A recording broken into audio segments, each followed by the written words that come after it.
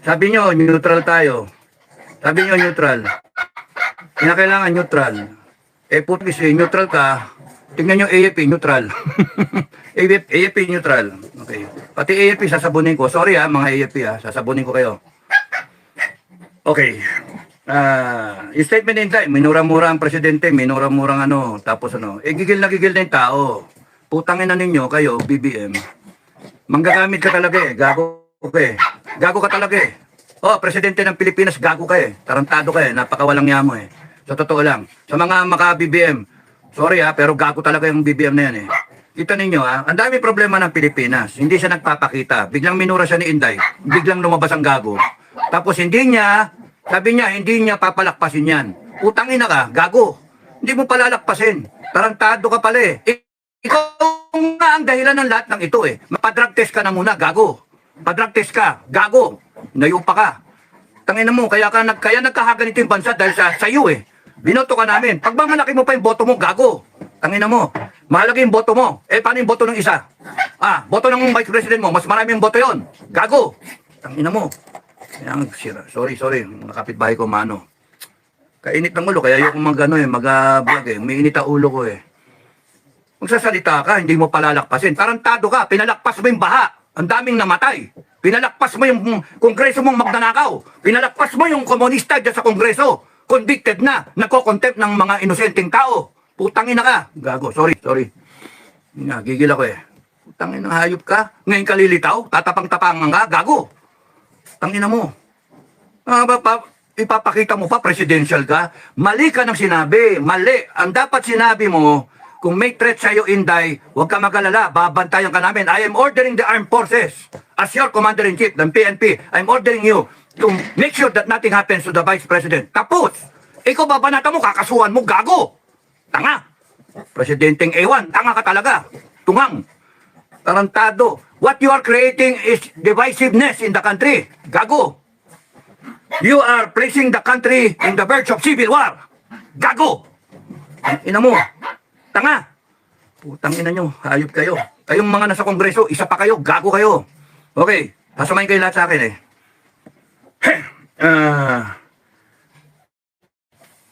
Ang ano na to, no?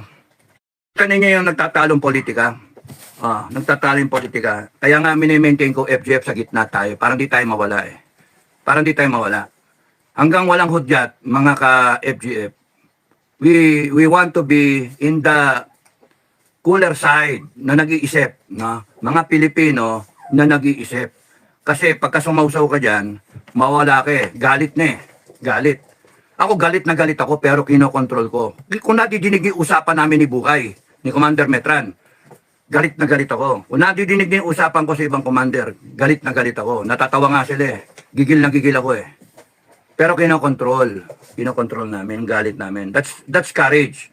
Courage is not just plain na tapang, the stupidity. Plain tapang, the stupidity. The courage is the ability to control yourself, control your fear, control everything, and perform the mission. That's courage. Yung you do the right things, yung properly, hindi yung ganyan na, yan na. Putang inang yan. Magano na, magkalsada na tayo. Putang inang yan, gago. Magkakalsada ka, bakit galit ba kayo sa EDSA? Galit kayo sa EDSA? Galit kayo kay Mama Mary? Doon kayo doon nyo dinidirect yung tao. EDSA. Ba't hindi sa Kongreso? Doon kayo galit eh. Yun nga tanong ko eh, bakit hindi sa Kongreso? No? Ba't hindi sa Kongreso? Nandun yung tapos nun, veterans, punta kayo, support kayo kay Inday, doon kayo magsalita-salita. Nang puta. Sige, veterans. Because you are thinking na, ang focal point mo is yung personalities eh. Why not make the focal point yung issue at hand, yung issue? Nakakalimutan yung issue, bangag yung presidente. Bangag, tapos nakawan. Yun yung issue. Nagsalita ang Duterte, sabi ni Digong, na kakusapin niya AFP. No, kakusapin niya AFP. Tapos nun binabalik niya doon sa mga pera-pera. Because kung lahat kayo nakikinig sa akin, doon kayo pumunta kay Marcos. Ibig sabihin ni Duterte, you demand the explanation. You demand. Tangin lang yan. Itong Marcos na to, gagamitin mo ngayon yung konstitusyon. Gagamitin yung konstitusyon laban doon sa kay Sara. Si Inday Sara nga, implementing the Constitution. She's abiding by the Constitution. Kaya kayo nandyan pa. Kaya kayo nandyan pa. Kasi, hindi siya nagtatawag ng revolusyon. Hindi siya nagtatawag ng taong bayan. Tanging mga hayop kayo. Sinabi ko again, Marcos and everyone na connected with Marcos, kaya kayo nandyan, kasi ang mga Duterte, whether they are hesitant or not, ay hindi pa tumatawag ng talagang totoong tao, people power. Wala. Minadinig ba kayo? Minadinig ba kayo? Lumabas na kayo sa kalsada at tapusin na natin to? Minadinig ba kayo? Ang nagtatawag lang, mga vlogger. No? Mga supporter ng vlogger. Mga nananawagan. Supporter na tayo, labas na tayo, labas na tayo. Eh, hindi nyo nga. Kaya nga nakakainis ang Pilipinas eh. Nakakainis. Dami ko na sinabi, nawala na ako. So, una kay Inday. Yung statement ni Inday. Ano masama doon magalit yung tao? Gago kayo eh. Nagalit yung tao. Ano ngayon? Tinatarantado niya yung tao niya. She's just being a leader. Between Marcos and Inday, mas leader tong Inday kaysa sa iyo, Marcos. Ikaw, Marcos, sinabi na sa iyo, BBM, sinabi sa iyo, ang dapat dyan, pinatigil mo yung Congress sa contempt. Anong ginawa nyo? Dinagdagan nyo pa. Dinagdagan nyo pa ng araw. Tanga! Tanga. Tanga kayo. Bopol. Tapos noon, sasabihin mo pa, hindi palalagpasin. Meron pa kayong pinachichismis. Tinatakot nyo taong bayan. Huhulihin na si Inday. Hulihin siya. Isasabihin na sa NBI. Pinapaimbisigan. Sige, kulong nyo! Pinakamaganda Inday, kulong nyo! Kulong nyo si Inday. Tanginan ninyo, hindi nyo kami matatakot. Kami mismo, sa FGF, hindi nyo kami matatakot. Mga gago kayo. Naghihintay lang yung grupo ko eh. Naghihintay lang. Tanginan ninyo. Gago kayo. Tapos sa AFP, nabi ko na ba yun kay Marcos? Dapat ang sinabi mo, Marcos, huwag nyong gagalawin si Inday. Hindi mo ginaya si Duterte. No? You still respect tong tanga na to, kahit tanga, you still respect her because she is the vice president. She was elected by the people. Sabi ni Duterte yun kay Lenny. Ikaw, babanata mo ng hindi pwede kung kaya nilang i-threaten ng isang presidente, how much more ang malit na Pilipino. Gago! Kung kaya nilang nakawan ng ninanakawan nila yung wala talaga yung reasoning mo eh. Bobo ka talaga eh. Pangag ka eh. Binabasa mo pa eh. Hindi galing sa puso eh. Binabasa mo eh. Tarantado. Saka nakakita. Alam mo, binaboy mo yung Office of the President eh. Hindi ganyan ang tingin ko sa Office of the President. Taradis ka, hayop ka. Pati kayo, Kongreso, binaboy nyo yung Kongres, hayop kayo, contempt kayo, yayabang ninyo. Mga bopol naman kayo, mga tanga. Mga hayok na hayok kayo sa kapangyarihan eh.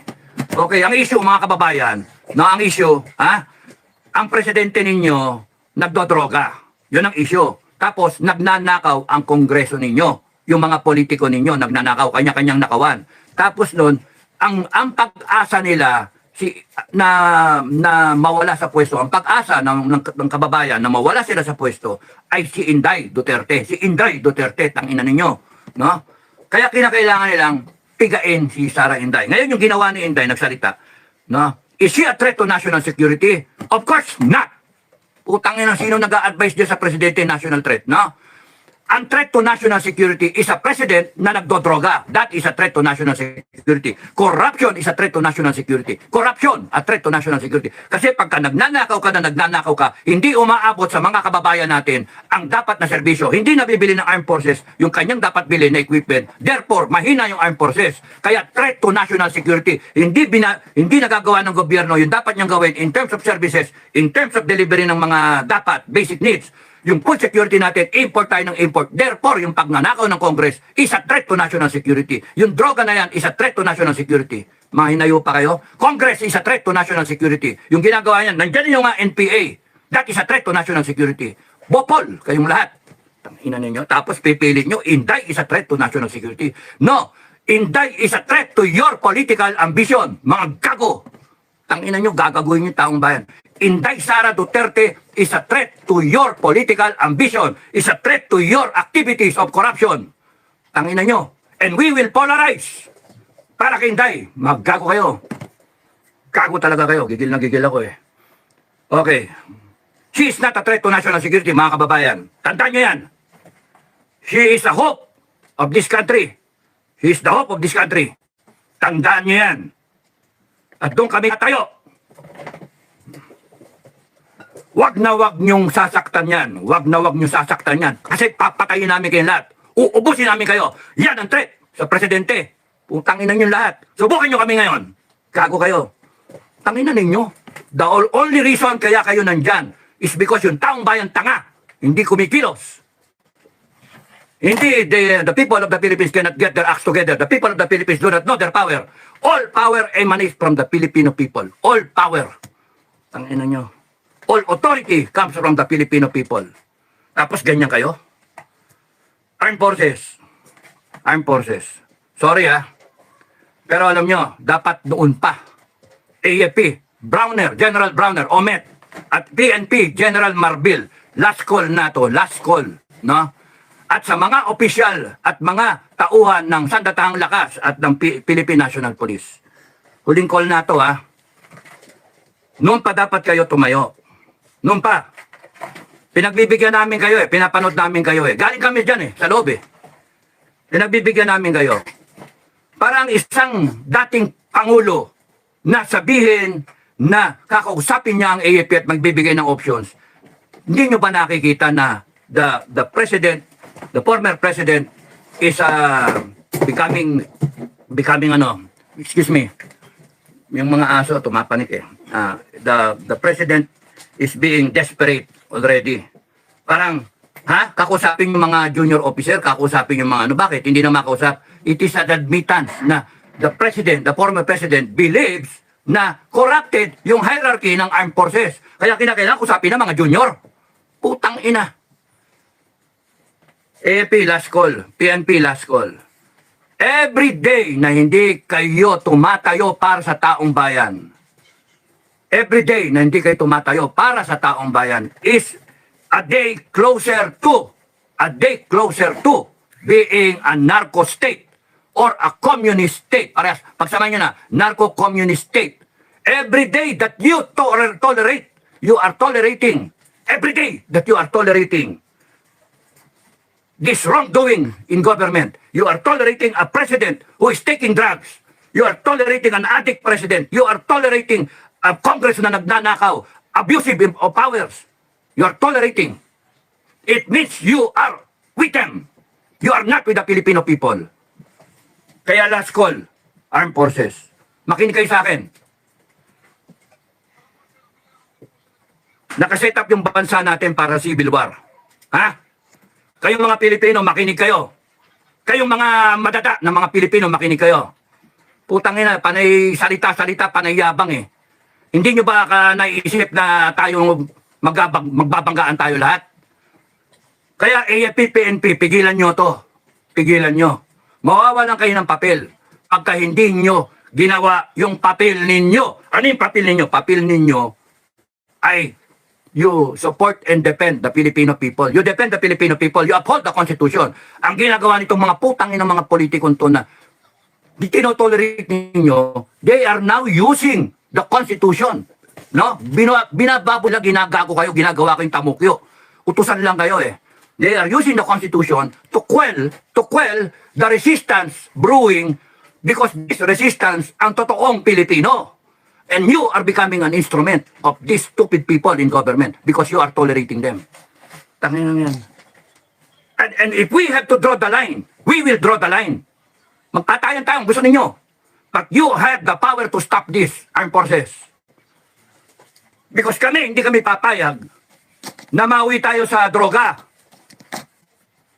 Mawi tayo sa nakawan ng mga putangin ng mga congressman na yan. Hindi kami papayag. We are that close already. We are that close na mag-declare kami ng revolution. Putangin na ninyo, sabihin nyo, babanatan nyo kami ng rebellion. Putangin na ninyo lahat. People of the Philippines, we the sovereign Filipino people, konstitusyon, ito lang kayo sa ilalim. Huwag nyo kaming gaguhin, huwag nyo kaming gabitan ng konstitusyon. Tangina ninyo. Kami may-ari ng konstitusyon. Kami ang nagpapatupad ng konstitusyon. Kung kinakailangan namin magkaroon ng court order, kami, People's Court, aarestuhin namin lahat yan. Putang ina nyo, hayop kayo. Gago kayo. Armed Forces, ginagago kayo ng mga gagong politiko na yan. Ginagamit kayo. And here you are, Ha? Nagre-relax kayo. And yung Duterte na matanda, sinasabi kakausapin niyo yung mga junior officer. What does that make of you? Kayong mga nasa itaas, panay kayong mga walang bayag. Panay kayong mga bayaran. Yun ang dating eh. Namputya. Ano na nangyari sa serbisyo? Iniwanan namin niya matino. Tapos here you are. Naghanap kayong promotion. Naghihintay. Putang ina. Dapat kayo, ang iniisip nyo, AFP, kung paano matitigil ito. Simple, doon kayo sa tama. Ano ba yung tama? Tama ba yung nakawan? Tama ba yung may droga? You get the president to take a hair follicle drug test. That's the right thing to do. Huwag nyo nang hintayin ng taong bayan ang lulusob dyan sa Malacanang. Huwag nyo nang hintayin ng taong bayan ang magpapadrug test. Magkakalasog-lasog yung presidente na yan. Punta na threat to na the national security, threat to the life of the president. Tarantado! The president is the threat to the future of this country. Putang ina yung hayop kayo. Ginagago nyo Pilipino. Nasaan na yung pera? AFP, kung nung pa kayo tumayo, mabebenta ba yung ginto? Mabebenta ba? Kung tumayo kayo, AFP.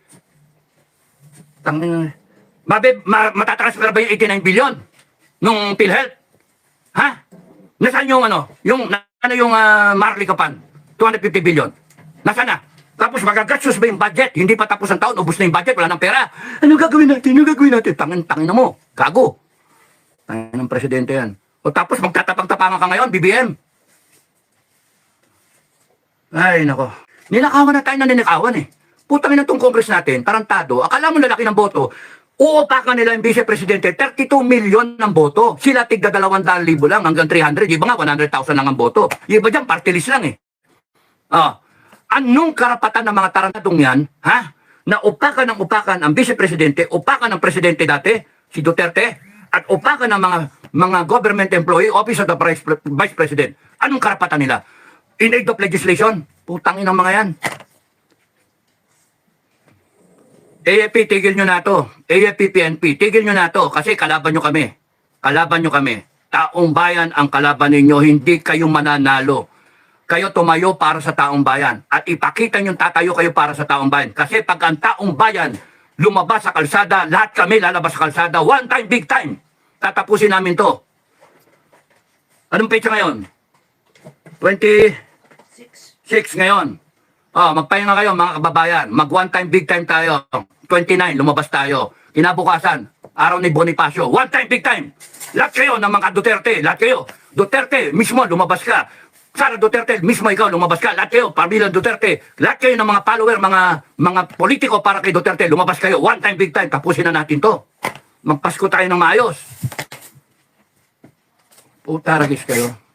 At pagka sumagasa sa atin ang PNP at AFP, malalaman natin kung para sa taong bayan sila. One time, big time. Maglabasan kayo sa lungga ninyo. Para rin sa buong bansa, ayusin muna natin. Wala munang negosyo, wala munang mga kain-kain sa restaurant, wala munang mga kabit-kabit. Utang yan. Mag-ano muna tayo, one time, big time. Anong petsa ba yung 29? Ano yung 29? Anong araw yun? Ano ba yun? Wednesday, Tuesday, 26, 27, 28, 29, Biyernes.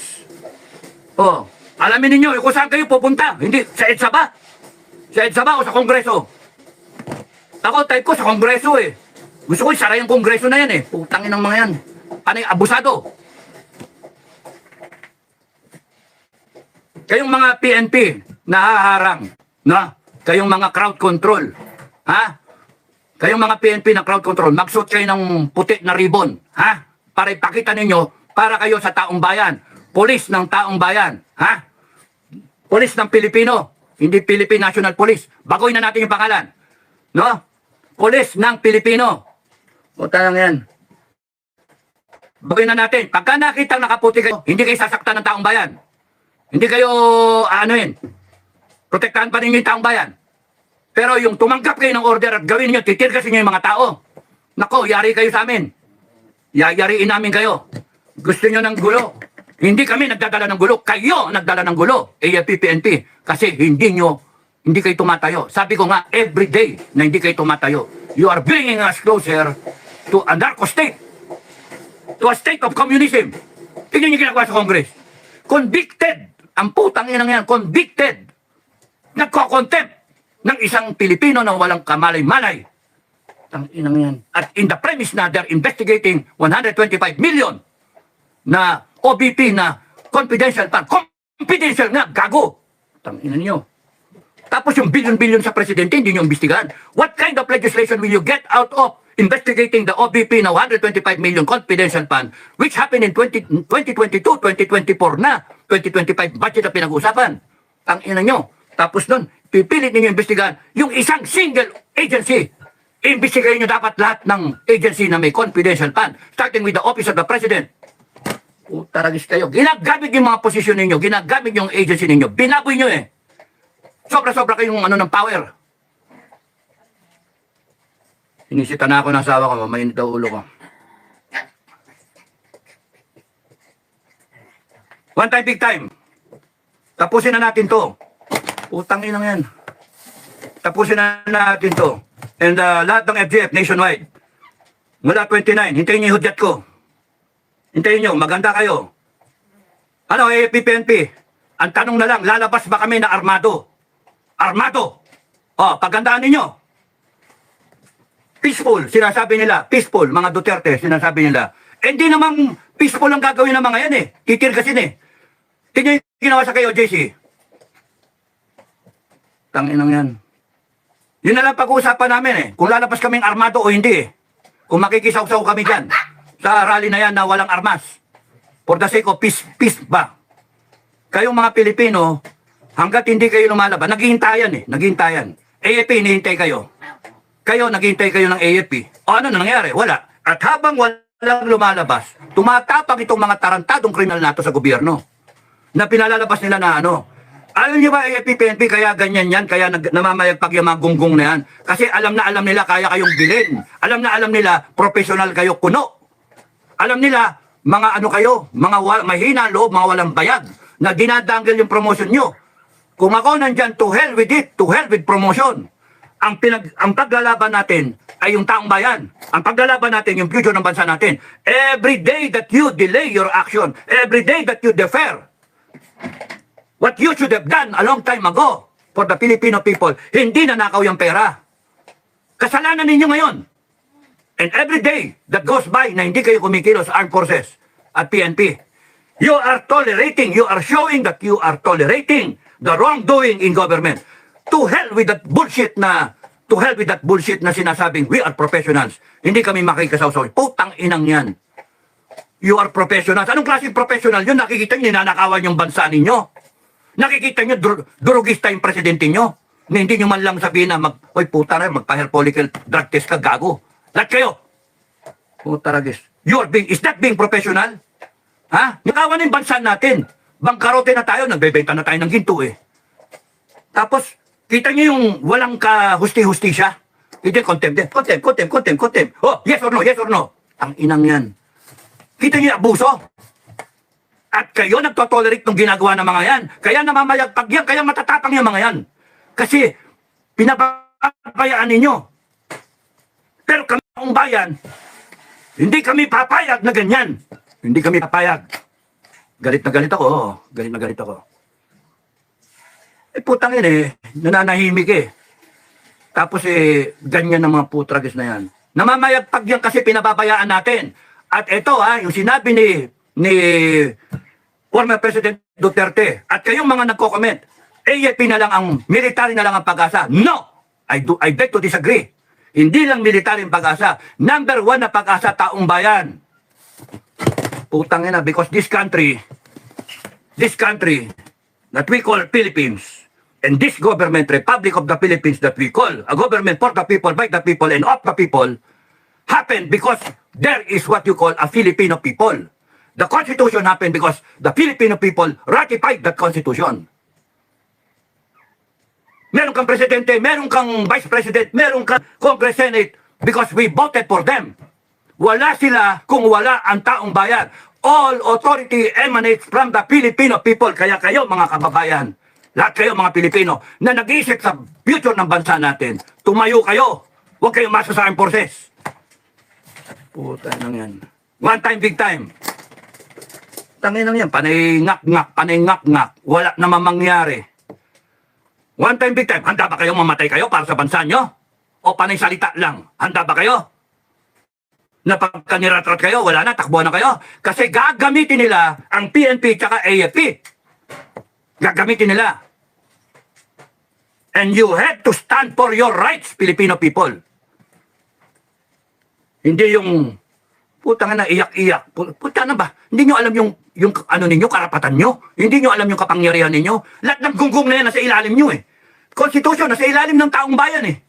Hindi under ang Constitution kung hindi ni-ratify ng taong bayan. Ibig sabihin, we ordained and promulgate this Constitution. Binasbasa natin, binigyan natin ng hininga. Yung aspirations natin as a people, yung kagustuhan natin bilang isang katauhan, Pilipino, nilagay natin lahat sa Constitution. Anong ginagawa nitong Marcos na yan? Down the line, Kongreso, lahat yan. They have failed us. They have violated the Constitution. Anong gagawin natin? Tatayuan natin. Itutuwid natin. Ano violation ng violation mga pagsasabihin nyo? Rebellion, sedition. Putang ina ninyong lahat. Tatayuan namin ang Constitution. We will implement the Constitution. Putang gago kayo. One time, big time. Tumayo kayo. Hayop yun. FGF nationwide. Tatayo tayo. FGF nationwide.